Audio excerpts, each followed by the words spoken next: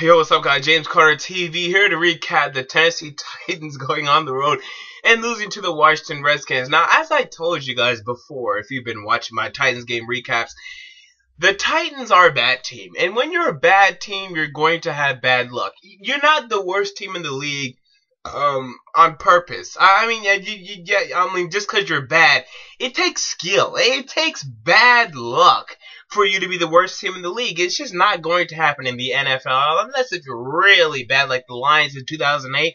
But besides that, you have to have bad luck. I mean, bad luck is a big part of it. It turns into a slippery slope. You know, you have one loss and then they start piling up. You start losing close games. You don't know how to finish games. Look at the Texans last year. I mean, the Texans, what? I mean, they were this close to beating the Super Bowl champion Seattle Seahawks. This close.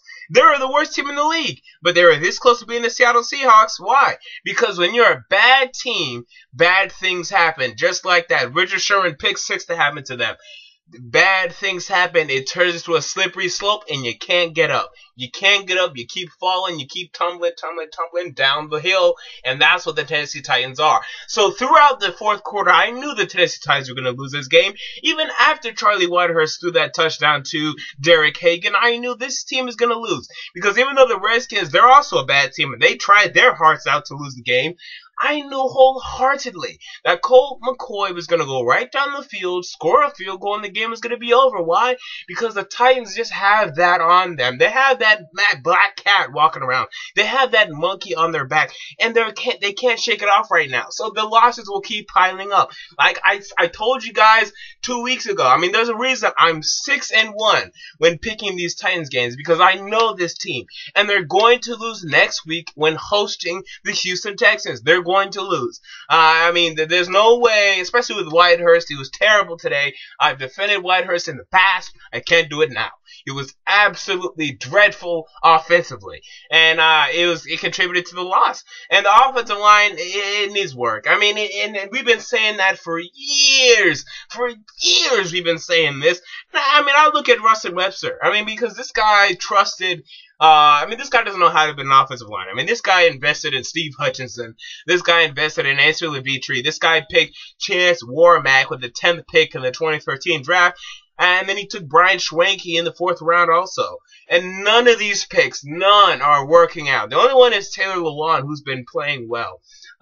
So the offensive line, all kinds of troubles and issues taking place over there. Michael Orax doesn't play that bad, so I'll give him a slight break. But the guys that Russell Webster has brought in have not been very good at all. And I look at him, and I've been calling for his job since the beginning of the year, and I think it needs to happen. I mean, the Titans stink. Their defense actually played well. I like seeing Avery Williamson play well.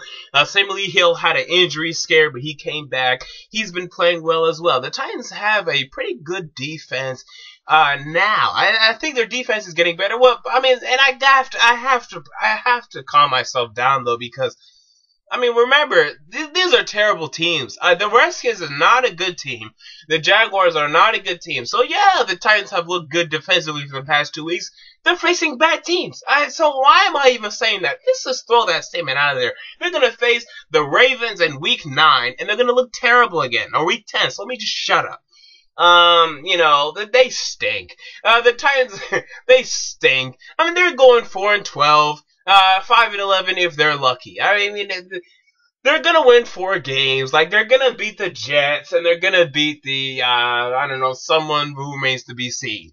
But it's a travesty. I mean, it is bad. I mean, they'll beat the Steelers, man. Maybe the Steelers choke on Monday night. But man, this team stinks.